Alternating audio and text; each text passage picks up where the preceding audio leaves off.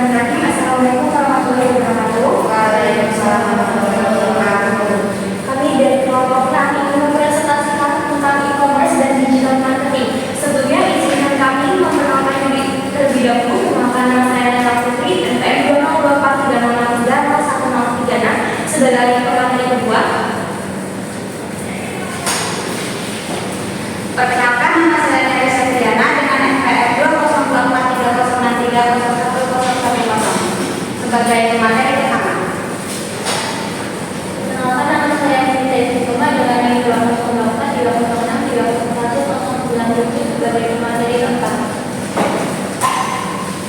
Perkenalkan nama saya Nazma Nabila Adara sebagai materi ketiga NPM 20430630004. Baik, saya sebagai materi pertama ingin mempresentasikan tentang apa itu e-commerce.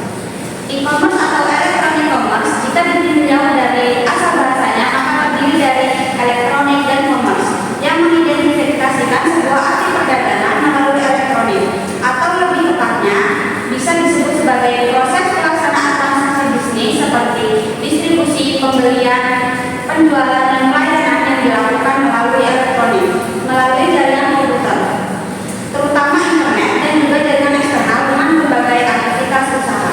Jadi, e-commerce adalah penjualan atau pembelian barang dan jasa antara perusahaan, rumah tangga, individu, pemerintah, dan masyarakat atau organisasi swasta lainnya yang dilakukan melalui komputer pada media jaringan.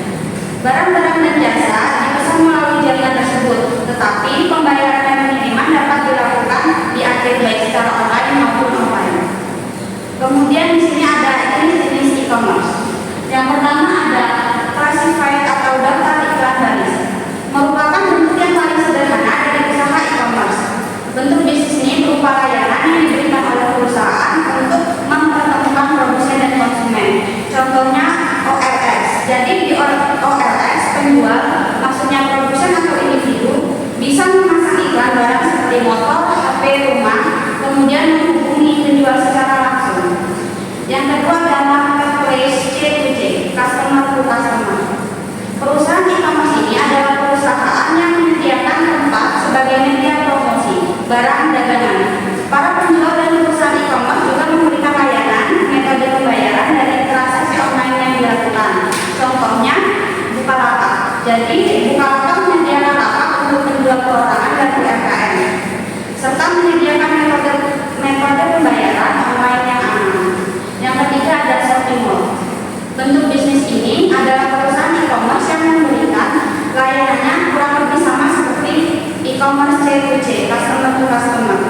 Tetapi penjual yang ada pada e-commerce tersebut hanya brand-brand besar saja yang telah mempunyai nama di pasar nasional maupun internasional. Contohnya Tmall. Jadi di Tmall hanya berisi brand besar seperti Adidas, Apple, Uniqlo dan lain-lain.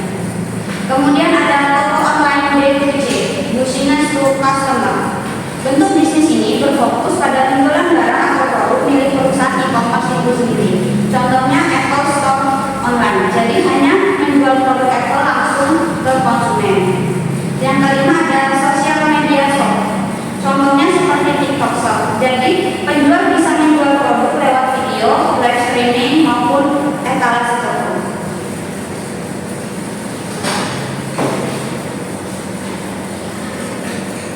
Baik, di sini saya akan menjelaskan tentang perkembangan e-commerce. Sebelumnya sejarah dari e-commerce itu, e-commerce bermula di awal tahun 1970-an dengan adanya inovasi seperti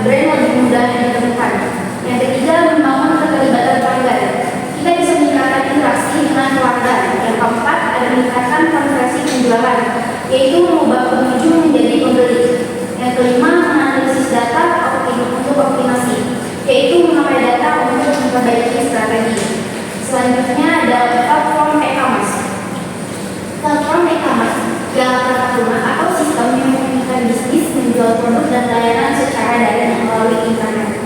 Platform ini menyediakan alat untuk mengelola bisnis, mulai dari menampilkan katalog produk, menangani proses pemesanan, hingga memfasilitasi pembayaran secara umum. Selanjutnya ada 10 platform penjualan online untuk produk fisik. Yang pertama Tokopedia, Shopee, Lazada, Bukalapak, Blibli, Bineka, ada Shopee, TikTok Shop, Instagram Shopping, dan WhatsApp Business.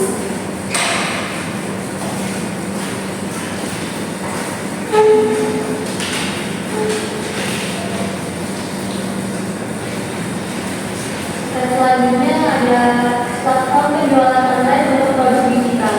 Yang pertama ada Gumroad. Gumroad adalah platform fleksibel yang memungkinkan kreator untuk menjual produk digitalnya seperti e-book, musik, video, terus ada software dan membership. Yang kedua ada Sendol. Sendol adalah platform e-commerce yang mendukung penjualan produk digital dari situs atau media sosial secara langsung.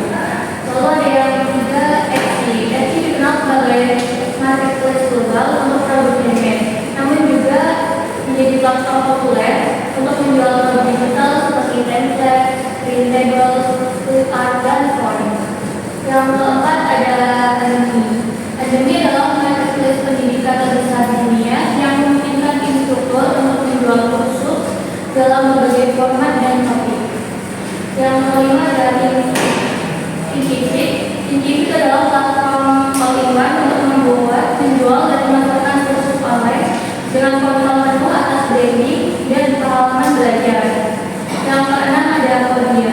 Podia adalah platform serba bisa untuk menjual produk digital, termasuk kursus online, e-book, atau buka learning, webinar, dan langganan membership. Selanjutnya ada platform pendukung yang memfasilitasi penjualan produk digital dan musik. Yang pertama ada Link.id.